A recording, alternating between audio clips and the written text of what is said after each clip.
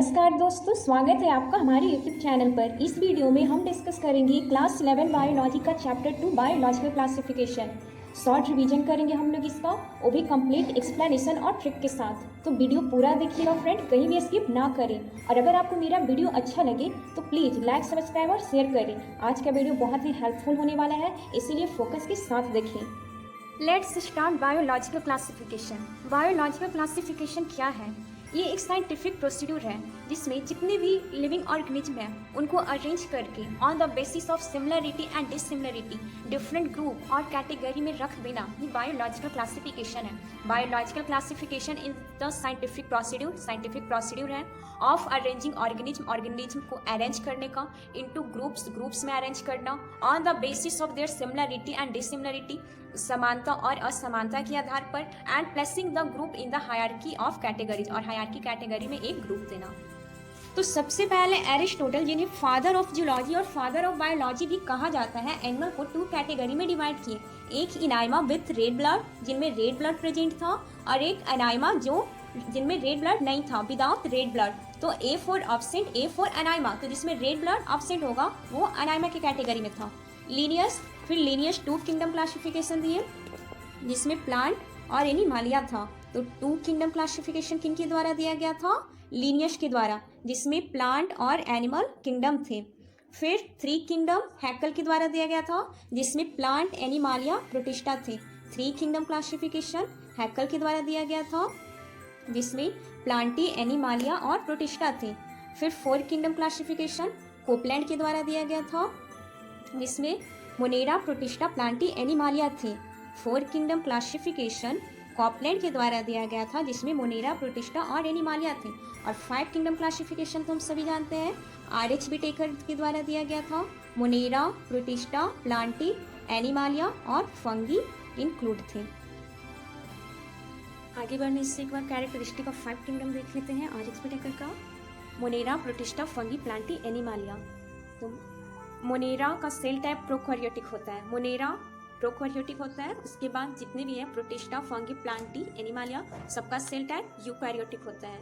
Monera में cell wall non cellulosic होते हैं, यानी कि वो सेलुलोज के नहीं बने होते हैं, पॉलीसेकेराइड और अमीनो एसिड के बने होते हैं। और इनमें न्यूक्लियर मेम्ब्रेन एब्सेंट होता है, बॉडी ऑर्गेनाइजेशन सेलुलर होता है, mode of nutrition autotrophic, chemosynthetic and photosynthetic, heterotrophic, saprophytic, parasitic होते हैं। फिर प्रोटिस्टा का सेल टाइप यूकैरियोटिक होता है, सेल वाल इसमें प्रेजेंट होते हैं, न्यूक्लियर मेम्ब्रेन प्रेजेंट होते हैं, इसका भी बॉडी ऑर्गेनाइजेशन सेलुलर होता है। इसका मोड ऑफ न्यूट्रिशन सिर्फ हेटरोट्रॉफिक में फोटोसिंथेटिक और हेटरोट्रॉफिक।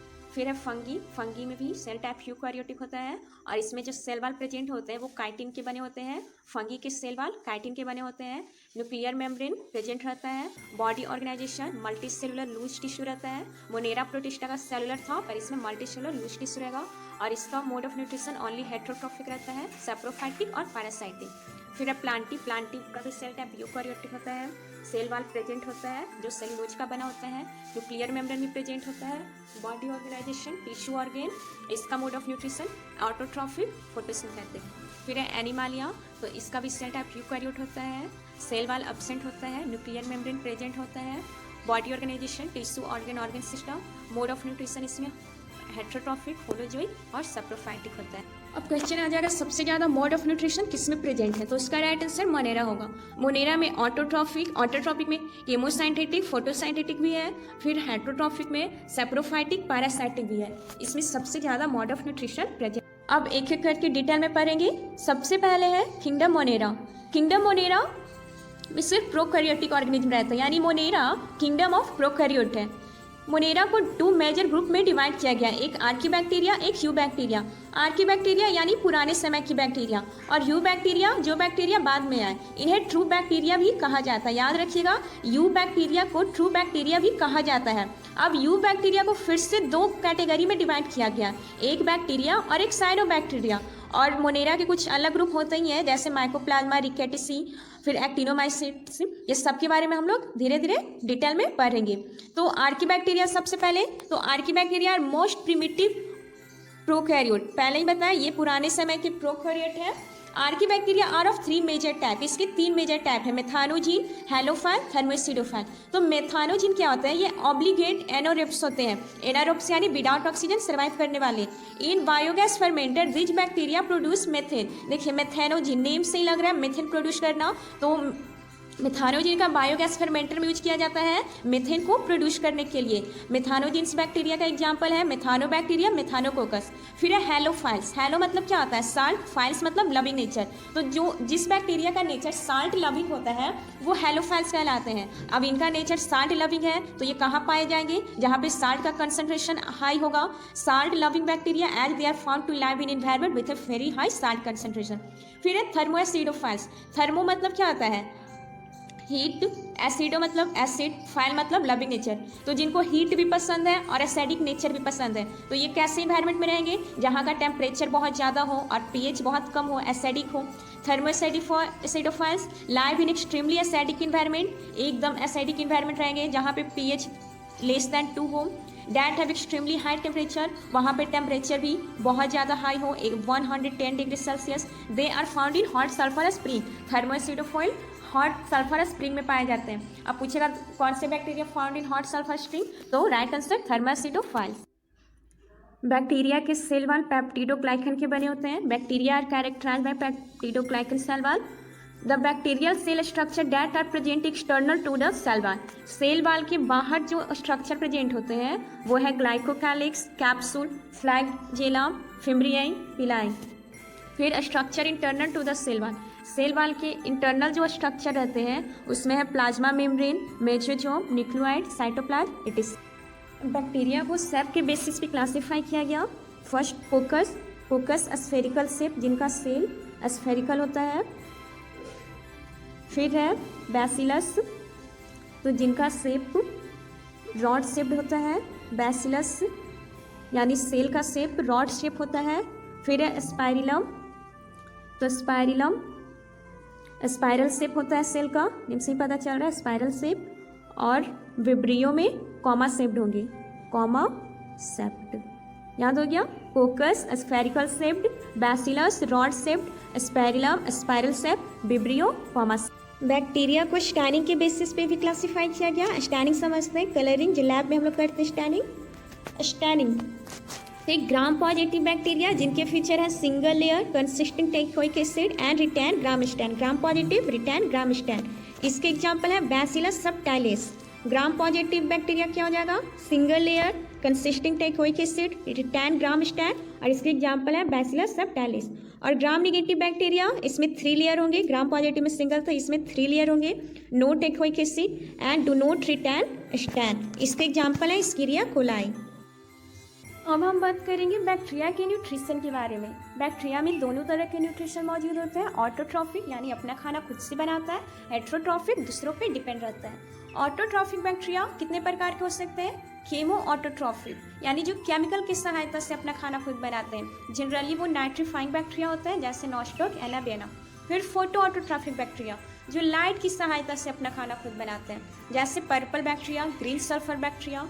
फिर हेट्रोट्रॉफिक बैक्टीरिया है जो कि सैप्रोफाइटिक हो सकते हैं, dead and decaying matter.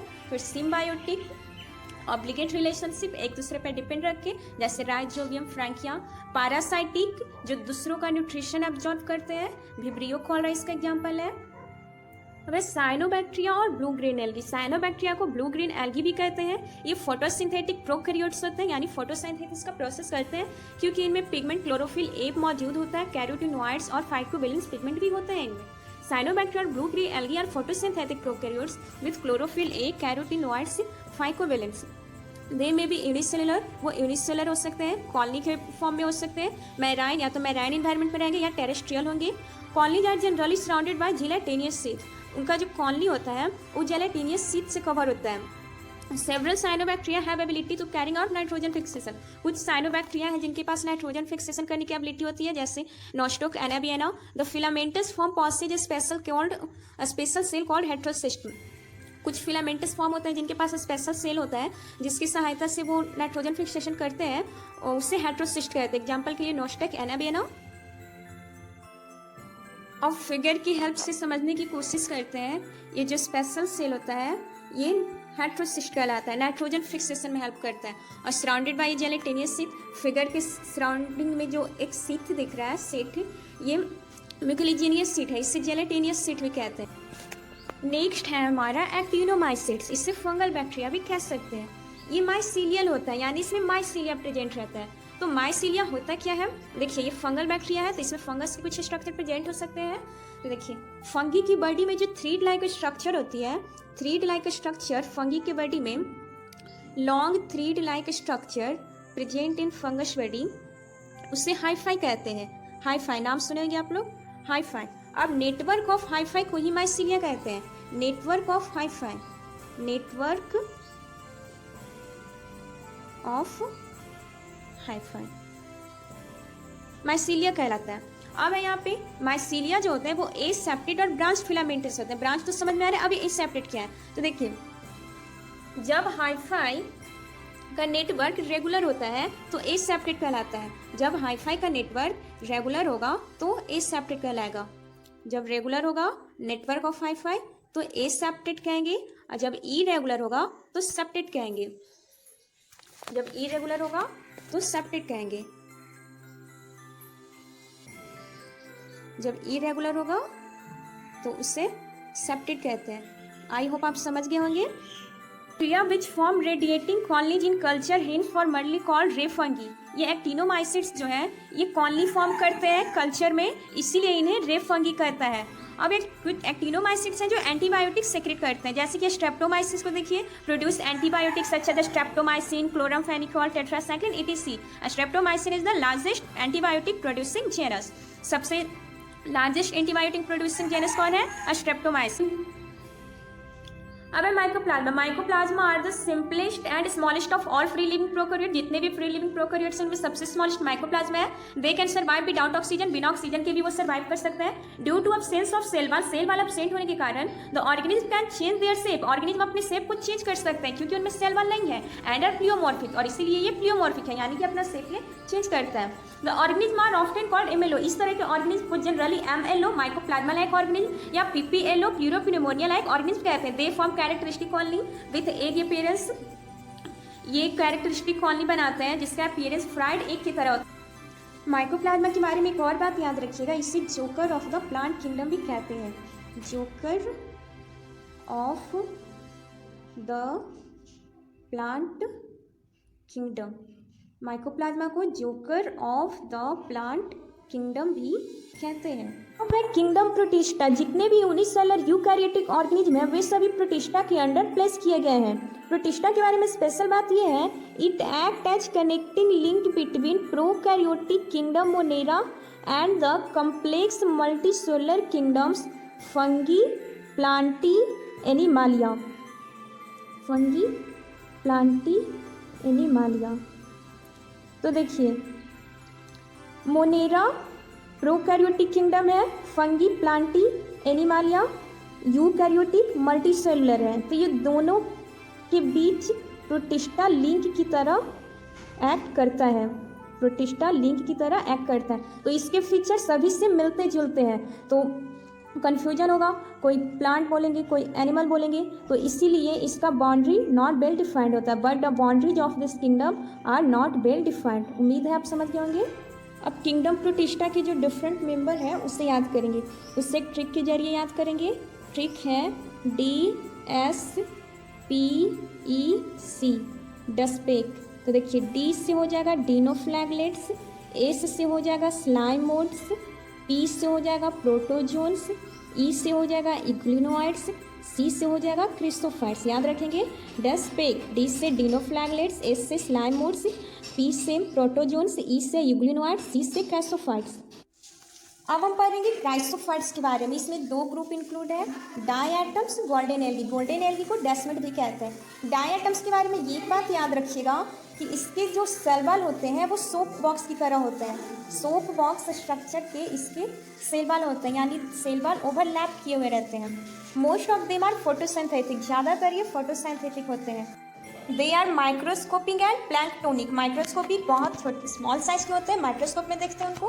Planktonic यानी कि वो वाटर करंट में पैसिवली फ्लोट करते हैं। The walls are embedded with silica and thus are indestructible. तो देखिए उसके बाल्स हैं जो सिलिका के बने होते हैं, इसीलिए उन्हें डिस्ट्रॉय नहीं किया जा सकता। और इसी फीचर के कारण डाई आइटम्स लार्ज अमाउंट का में जब सेल वॉल को डिपोजिट करते हैं तो एक्यूमुलेट होते होते डायटोमिसियस अर्थ बन जाता है, जिससे डायटोमाइट भी कहते हैं। डायटोमिसियस अर्थ तो ये इकोनॉमिकली बहुत इंपॉर्टेंट होता है डायटोमिसियस अर्थ, क्योंकि sound proofing, filtration medium, abrasive insecticide, ये ऑयल स्पिल्स, ये सब में इसका यूज होता है। नेक्स्ट है हमारा डायनोफ्लैगेलेट्स। नेम से ही पता चल रहा है कि इसके पास दो फ्लैगेला होंगे।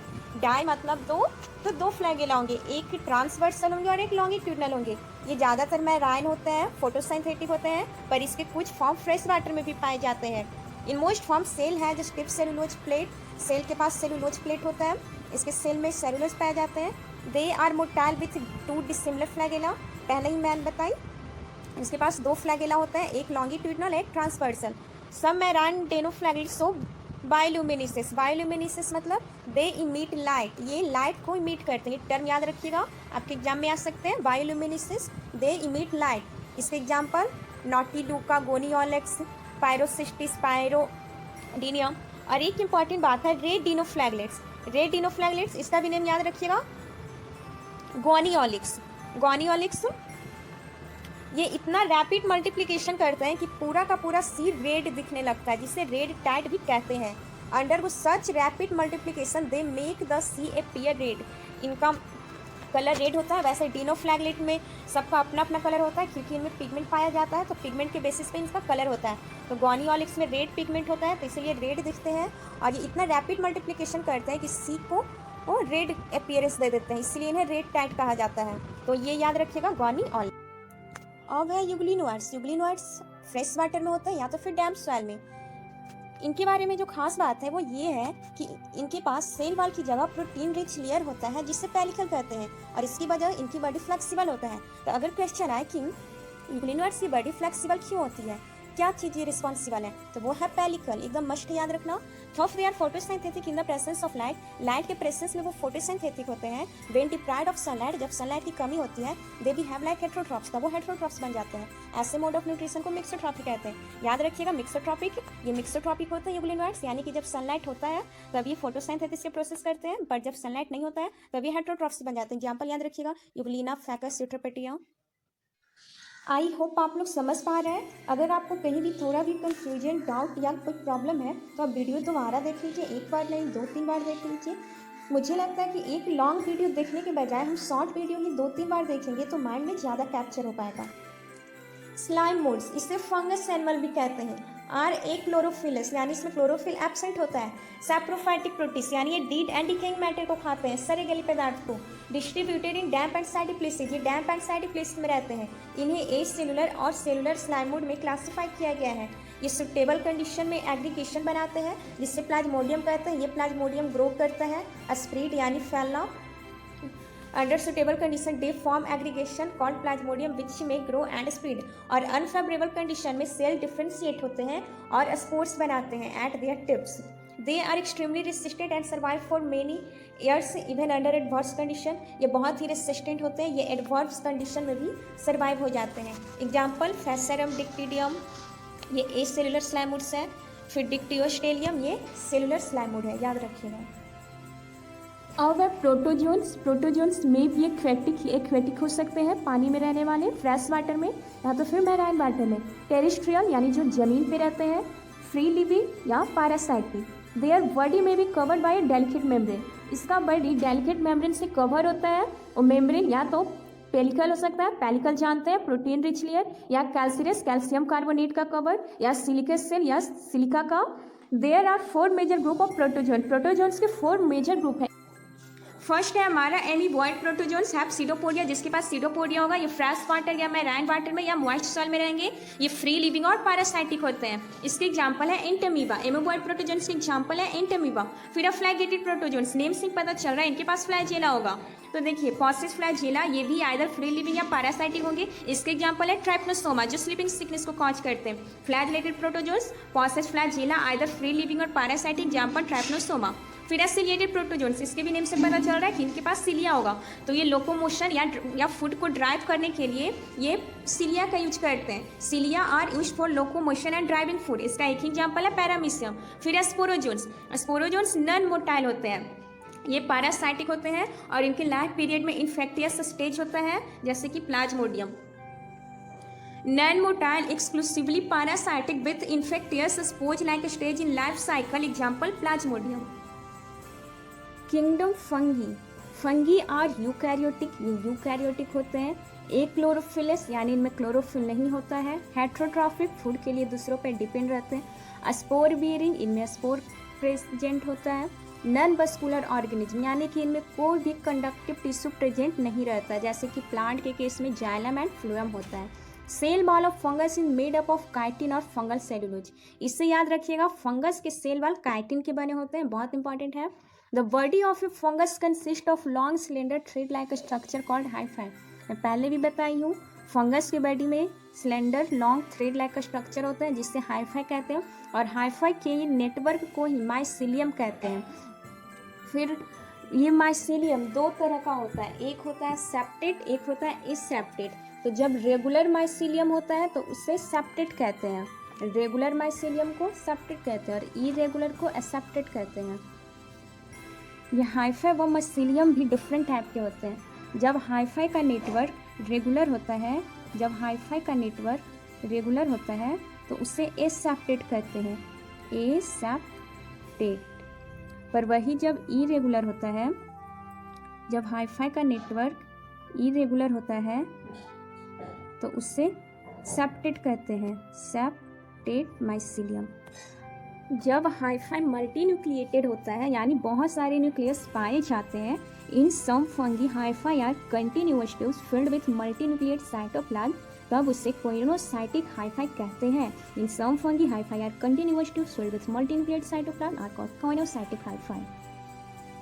अब बात करेंगे फंगी के रिप्रोडक्शन मेथड के बारे में। फंगी मेनली 3 मेथड से रिप्रोड्यूस करते हैं, vegetative, asexual, sexual method. Vegetative reproduction takes place by fragmentation, budding, fission. Vegetative reproduction किसके द्वारा होता है? फ्रेगमेंटेशन के द्वारा, बर्डिंग के द्वारा, फिजन के द्वारा। Asexual reproduction occurs during favourable condition by sporangiospores, zoospores, aplanospores, कोनोडिया।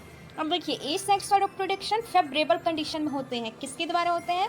Zoospore, aplanospore और कोनिडिया के द्वारा। फिर है sexual reproduction. Sexual reproduction occurs by means of oospores, acrospores and basidiospores। Sexual reproduction 3 साधन से होते हैं, oospores, ascospores, basidiospores। अब देखिए सेक्सुअल रिप्रोडक्शन में क्या क्या?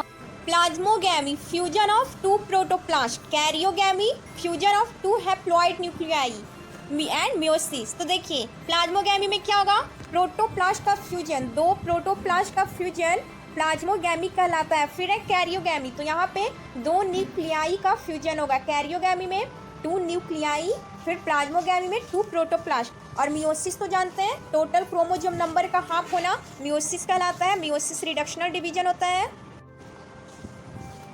अब गैमेट्स के बारे में दिया है, गैमेट्स कितने टाइप के हो सकते हैं? तो एक है आइसोगैमी, यानी कि यहाँ पे मेल और फीमेल दोनों ही गैमेट एक तरह के होंगे, उनका शेप एंड साइज एक जैसा होगा। फिर है एनाइसोगैमी, तो इसमें दोनों एक तरह के नहीं होंगे, शेप एंड साइज अलग अलग होगा। और एनाइसोगैमी में जनरली oogametes होते हैं, यानी कि फीमेल गैमेट का साइज मेल गैमेट के कंपैरिजन में बड़ा होता है। oogametes में क्या होता है? फीमेल गैमेट का साइज बड़ा होता है मेल गैमेट के कंपैरिजन में। During sexual reproduction 2 haploid hyphae of compatible type fuse to form diploid cell. अब देखिए क्या होता है, सेक्सुअल रिप्रोडक्शन के समय फंगी का 2 हैप्लॉइड हाइफाई फ्यूज होकर डैप्लॉइड सेल्स बना लेते हैं। However in ascomycetes and basidiomycetes a dikaryotic stage 2 nuclei per cell occurs a condition called dikaryon. लेकिन एस्कोमाइसिड्स और बैसिडियोमाइसिड्स में क्या होता है कि डाइकैरियोन यानी एक डाइकैरियोटिक स्टेज होता है जहाँ पे 2 न्यूक्लियाई पर सेल होते हैं। आपसे पूछा जा सकता है what do you mean by dikaryon, तो लिखिएगा it is a dikaryotic stage where 2 nuclei per cell. अब देखिए पहले डाइकैरियोटिक स्टेज बनाया 2 न्यूक्लियाई पर सेल, अब बाद में जाकर ये सेल्स डिप्लॉयड हो जाते हैं, डाइप्लॉयड हो जाते हैं। ड्यूटेरियोमाइसिट्स आर कॉल्ड फंगी इम्परफेक्टी। ड्यूटेरियोमाइसेटिस को फंगी इम्परफेक्टी कहा जाता है क्योंकि उसमें सेक्सुअल स्टेज परफेक्ट नहीं पाया जाता है, या तो सेक्सुअल स्टेज उसमें होगा ही नहीं और होगा तो परफेक्ट नहीं, इम्परफेक्ट होगा। इसीलिए ड्यूटेरियोमाइसेटिस को फंगी इम्परफेक्टी कहा जाता है। Deuteromycetes are called fungi imperfecti because their perfect stage sexual stage are either absent और not. Fungi can live as symbionts, मतलब ये मिलजुल कर रहते हैं, मतलब रिसोर्सेज का शेयरिंग करके। In association with algae as lichens, देखिए जब फंगी एल्गी के साथ एसोसिएशन में होते हैं तो इसे लाइकेन कहते हैं। फंगी प्लस एल्गी का एसोसिएशन लाइगी कहलाता है। फंगी प्लस एल्गी का एसोसिएशन लाइकेंस कहलाता है। फिर अगर यही algae roots of higher plant के साथ एसोसिएशन करे, रूट्स ऑफ हायर प्लांट्स के साथ एसोसिएशन करता है ये एल्गी, तो उसे माइकोरेजिया कहते हैं। क्योंकि देखिए माइको मतलब होता है फंगी, राइजा मतलब रूट, तो with roots of higher plant mycorrhiza कहते हैं, and in association with algae के साथ लाइकेंस कहलाता है। अब देखिए फंगी को क्लासीफाई किया गया है डिफरेंट क्राइटेरिया के बेसिस पे। वो क्राइटेरिया क्या क्या है? मॉर्फोलॉजी ऑफ माइसीलियम का morphology, mode of spore formation का मोड्स, फिर फ्रूटिंग बॉडीज, कैसा फ्रूटिंग बॉडीज वो बनाते हैं। इन सब के बेसिस पे फंगी को क्लासीफाई किया गया है फाइकोमाइसेटिस, एस्कोमाइसेटिस, बैसिडियोमाइसाइटिस, ड्यूटेरियोमाइसेटिस। देखिए फाइकोमाइसेटिस बैडअप से याद रखिए इसका क्लासिफिकेशन BADP, बैडअप। तो देखिए P से हो गया फाइकोमाइसाइटिस, P से फाइकोमाइसाइटिस, D से ड्यूटेरियोमाइसाइटिस, A से एस्कोमाइसाइटिस, B से बैसिडियोमाइसाइटिस। तो बैडअप से इसके क्लासिफिकेशन को याद कर लेंगे। B for basidiomycetes, A for ascomycetes, D for deuteromycetes, P for phycomycetes. अब इसके क्लासिफिकेशन को डिटेल्स में पढ़ेंगे और फिर उसके एग्जाम्पल को भी ट्रिक से याद कर लेंगे। एक एग्जाम्पल को ट्रिक से याद करेंगे। अब देखिए फंगी के क्लासिफिकेशन को डिटेल में पढ़ेंगे, फिर इसका एग्जाम्पल भी एक एग्जाम्पल इसका ट्रिक से याद करेंगे। देखिए फाइकोमाइसेटिस का कॉमन नेम क्या है? अलगल फिंगी। फाइकोमाइसेटिस का कॉमन नेम अलगल फिंगी। इसका माइसेलियम कैसा होता है? एसेप्टेट कोइनोसाइटिक, यानी कि एसेप्टेट रेगुलर अरेंजमेंट होता है हाइफाई का, और कॉइनोसाइटिक बताए थे मल्टीन्यूक्लिएटेड साइटोप्लाज्म। फिर इसका एसेक्सुअल रिप्रोडक्शन किसके थ्रू होगा? जूस्पोर्स, एप्लानोस्पोर्स, क्लामाइडोस्पोर्स और स्पॉन्जियोस्पोर्स। एसेक्सुअल रिप्रोडक्शन किसके थ्रू होगा?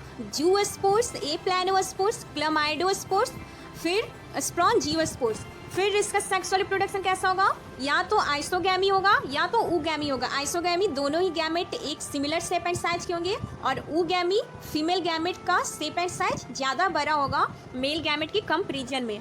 फिर है फ्रूटिंग बॉडी। इसका फ्रूटिंग बॉडी क्या होता है? जाइगोस्पोर्स। फाइकोमाइसाइटिस का फ्रूटिंग बॉडी होता है जाइगोस्पोर। अब देखिए इसका एग्जांपल देखिए, Mucor Rhizopus Albugo, Mucor Rhizopus Albugo. अब इसके एग्जांपल को ट्रिक से याद करेंगे। देखिए एक ट्रिक याद रखिए, PRAM प्रैम, PRAM प्रैम। देखिए P से क्या हो गया? फाइकोमाइसाइटिस, और R से हो गया राइजोपस, R से राइजोपस, A से एल्ब्यूगो, M से म्यूकर। याद हो गया एग्जाम्पल? प्रैम। P से फाइकोमाइसाइटिस, तो फाइकोमाइसाइटिस का एग्जाम्पल है Rhizopus, A for Albugo, M for Mucor. ये ट्रिक याद रखिएगा, आपको याद हो जाएगा। अब है एस्कोमाइसाइटिस। एस्कोमाइसाइटिस का कॉमन नेम सैक फंगी होता है, sac fungi. Ascomycetes sac fungi. Mycelium इसका सेप्टेड एंड ब्रांच्ड होता है। सेप्टेड एंड ब्रांच्ड, सेप्टेड बताए थे जिसका हाइफाई का अरेंजमेंट इरेगुलर होता है, तो इरेगुलर होता है तो कैसा होगा? ब्रांच्ड होगा। फिर इसका रिप्रोडक्शन कॉनिडिया और वर्डिंग के थ्रू होता है, कॉनिडिया और वर्डिंग के थ्रू। फिर इसमें सेक्सुअल रिप्रोडक्शन में आइसो या तो फिर एनाइसोगैमी, आइसोगैमी एनाइसोगैमी दोनों में से किसी भी टाइप के हो सकते हैं। फिर इसमें एस्कोस्पोर्स बनते हैं endogenously towards inner side, ascospores formed endogenously. और इनका फ्रूटिंग बॉडी एस्कोकार्प होता है। एस्कोमाइसाइटिस का फ्रूटिंग बॉडी क्या होगा? एस्कोकार्प। देखिए यहाँ पे एस्कोमाइसाइटिस का दो ही एग्जाम्पल है, पेनिसिलियम और सैक्रोमाइसी, जो कि ईस्ट का ही स्पेसीज है। पर यहाँ पे हम लोग सारे एग्जाम्पल को याद करेंगे, जो एक्स्ट्रा है वो भी एक ट्रिक के माध्यम से। वो ट्रिक है अपनाया, अपनाया,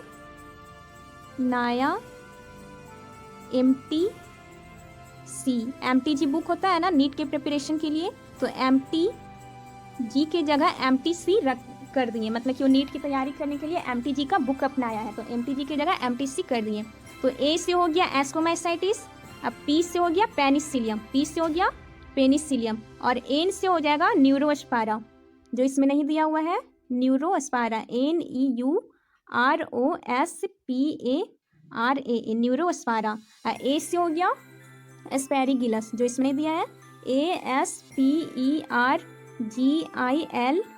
एस्पेरिगिलस। और Y से हो गया ईस्ट, और YA से हो गया ईस्ट, YA से हो जाएगा ईस्ट, ईस्ट भी एस्कोमाइसाइटिस है। और M से हो जाएगा मोरल्स, मोरल्स एंड ट्रफल्स जानते होंगे, एग्जाम्पल है एस्कोमाइसाइटिस का मोरल्स। और T से हो जाएगा truffles, morals and truffles, MT, morals and truffles. और C से हो जाएगा क्लैबिसेप्स, CLAVICEPS, C से हो जाएगा क्लैबिसेप्स। ट्रिक याद हो गया, अपनाया MTC, अपनाया MTC। A से था एस्कोमाइसाइटिस, P से था पेनिसिलियम, N से था न्यूरोस्पोरा, A से था स्पेरिगिलस, YA से ईस्ट था, M से मोरल्स, T से truffles, moral and truffles, C से था क्लैबिसेप्स। बैसिडियोमाइसाइटिस, बैसिडियोमाइसाइटिस का कॉमन नेम होता है क्लॉव फंगी, याद रखिएगा, बैसिडियोमाइसाइटिस का कॉमन नेम होता है क्लॉव फंगी। इसमें माइसीलियम किस तरह के होता है, सेप्टेट होते हैं, यानी इरेगुलर हाइफाई का अरेंजमेंट होता है। अब जब इरेगुलर हाइफाई अरेंजमेंट होता है तो कैसे होंगे, ब्रांच्ड होंगे, ब्रांच फॉर्म करेंगे, तो इसके माइसीलियम सेप्टेट एंड ब्रांच्ड होंगे, मतलब जहां भी सेप्टेट रहेगा वो ब्रांच जरूर रहेगा, क्योंकि सेप्टेट है यानी वो इरेगुलर है, और इरेगुलर है तो ब्रांचिंग तो करेगा ही। फिर है सेकेंडरी माइसीलियम इज डाइकैरियोटिक, हम लोग डाइकैरियोन स्टेज पहले ही पढ़ चुके हैं। 2 न्यूक्लियाई पर सेल का जो स्टेज होता है वही डाइकैरियोटिक स्टेज कहलाता है, जो कि बैसिडियोमाइसाइटिस में होता है। सेकेंडरी माइसीलियम इज डाइकैरियोटिक, इसका सेक्सुअल रिप्रोडक्शन ओइडिया के थ्रू होता है। सोमैटोगैमी बैसिडियोस्पोर्स, ये बैसिडियोस्पोर्स बनाते हैं जो कि एक्सोजेनिसली होता है, आउटसाइड होता है, फॉर्म्ड ऑन स्टेरिकीमाटा। फिर देखिए इसका फ्लोटिंग बॉडी क्या होता है, बैसिडियोकार्प। एस्कोमाइसाइटिस का एस्कोकार्प होता था, अब बैसिडियोमाइसाइटिस का फ्लोटिंग बॉडी बैसिडियोकार्प होगा। देखिए अब बैसिडियोमाइसाइटिस के सारे एग्जाम्पल को ट्रिक से याद करेंगे। तो इसका एग्जाम्पल क्या क्या है, एग्रिकस, उस्टिलागो और पकीनिया। तुम बापू से याद करेंगे, ट्रिक है बापू, बापू हमारे गांधी जी। देखिए बी से हो गया बैसिडियोमाइसाइटिस, बी से बैसिडियोमाइसाइटिस का एग्जाम्पल है। फिर ए से हो गया एग्रिकस, एग्रिकस। पी से हो गया पकीनिया, पी से हो गया पकीनिया। यू से हो गया उस्टिलागो, यू से हो गया उस्टिलागो। बापू याद रहेगा, A for Agaricus, P for Puccinia, U for Ustilago. इसका एक और ट्रिक है यूपी आगरा, यूपी आगरा। तो यू से हो जाएगा उस्टिलागो, यू से उस्टिलागो, पी से पकीनिया और आगरा से एग्रिकस। तो एग्जाम्पल याद हो जाएगा, एग्रिकस, उस्टिलागो, पकीनिया बैसिडियोमाइसाइटिस का एग्जाम्पल। अब है ड्यूटेरियोमाइसाइटिस, तो इसका कॉमन नेम होता है फंगी इम्परफेक्टी। क्यों होता है बताया था, क्योंकि इसमें सेक्सुअल स्टेज एब्सेंट रहता है, इसीलिए इसका कॉमन नेम है फंगी इम्परफेक्टी। इसका माइसीलियम क्या होता है, सेप्टेट, यानी हाईफाई का अरेंजमेंट इरेगुलर होता है, इरेगुलर होगा तो क्या होगा, ब्रांचिंग होगा। तो इसका माइसीलियम कैसा होता है, सेप्टेट ब्रांच्ड, याद रहेगा सेप्टेट ब्रांच्ड। इसमें कोनिडिया के थ्रू रिप्रोडक्शन होता है, इसमें कोनिडिया के थ्रू रिप्रोडक्शन होता है। फिर सेक्सुअल रिप्रोडक्शन एब्सेंट और नॉट नोन, पहले ही बताया, इसमें सेक्सुअल रिप्रोडक्शन एब्सेंट होता है, तभी तो इसे फंगी इम्परफेक्टी कहते हैं। फ्लोटिंग बॉडी, इसमें कोई भी फ्लोटिंग बॉडी नहीं बनता है, एब्सेंट होता है, क्योंकि सेक्सुअल रिप्रोडक्शन एब्सेंट होता है, फ्लोटिंग बॉडी भी एब्सेंट होता है। फिर देखिए इसका एग्जाम्पल है कोलेट्रिकम, कोलेट्रिकम और ट्रिकोडर्मा, कोलेट्रिकम और ट्रिकोडर्मा। इसका एक और एग्जाम्पल है जो कि नहीं दिया है, वो लिख लेते हैं, Alternaria,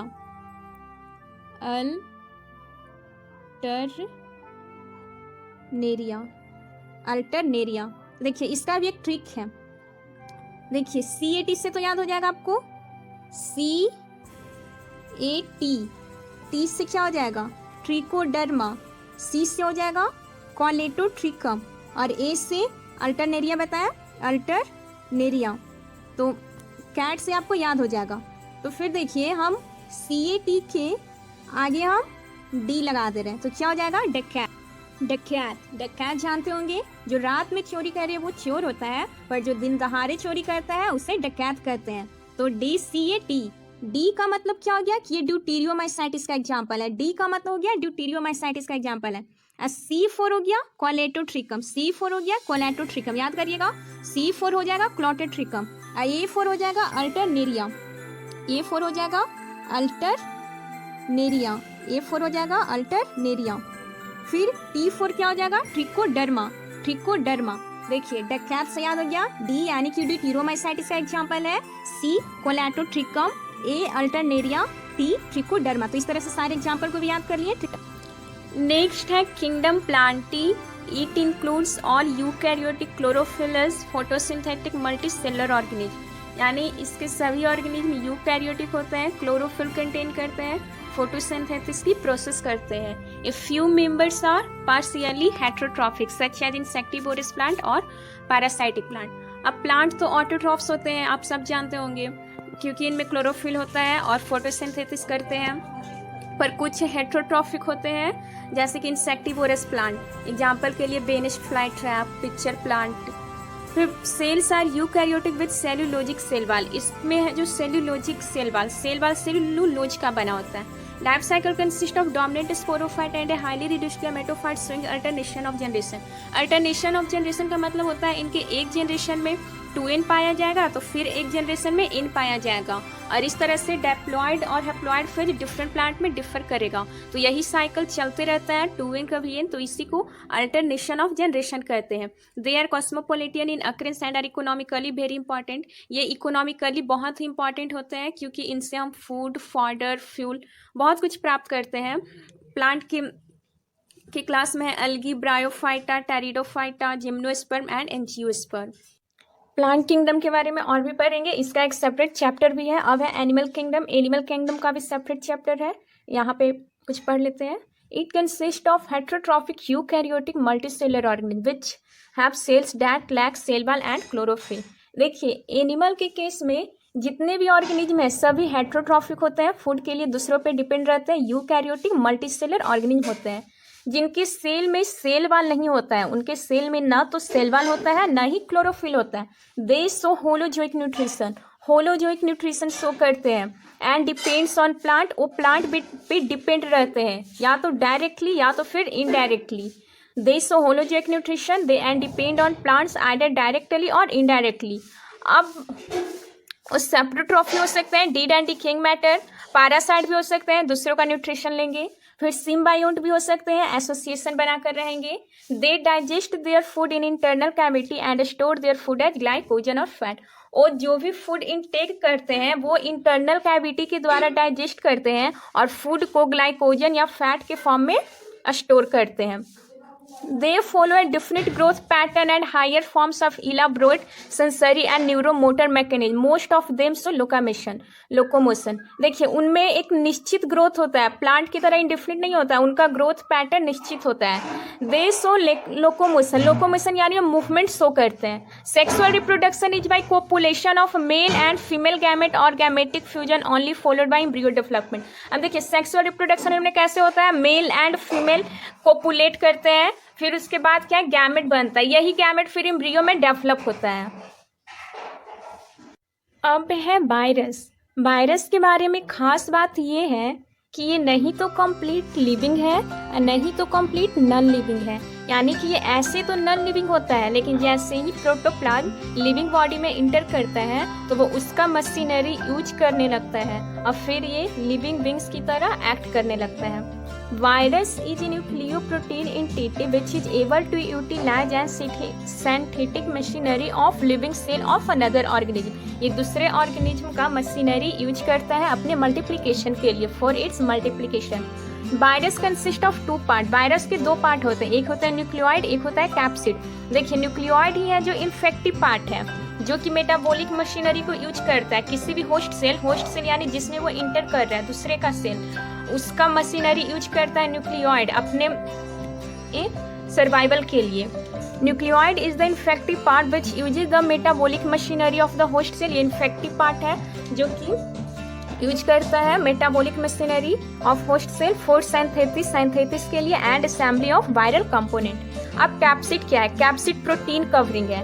capsid is a protein covering around genetic material with protein subunits. जो वायरस में जो प्रोटीन सब यूनिट होते हैं उसे कैप्सोमेयर्स कहते हैं, कैप्सोमेयर्स एंड एंटीजेनिक प्रॉपर्टीज। कैप्सिड एक प्रोटीन कवरिंग है around genetic material with protein unit, और इसमें कैप्सिड में जो प्रोटीन सब यूनिट होता है उसको कैप्सोमेयर्स कहते हैं। अब इन्वेलोप क्या है? तो इन्वेलोप सबसे आउटर पार्ट है।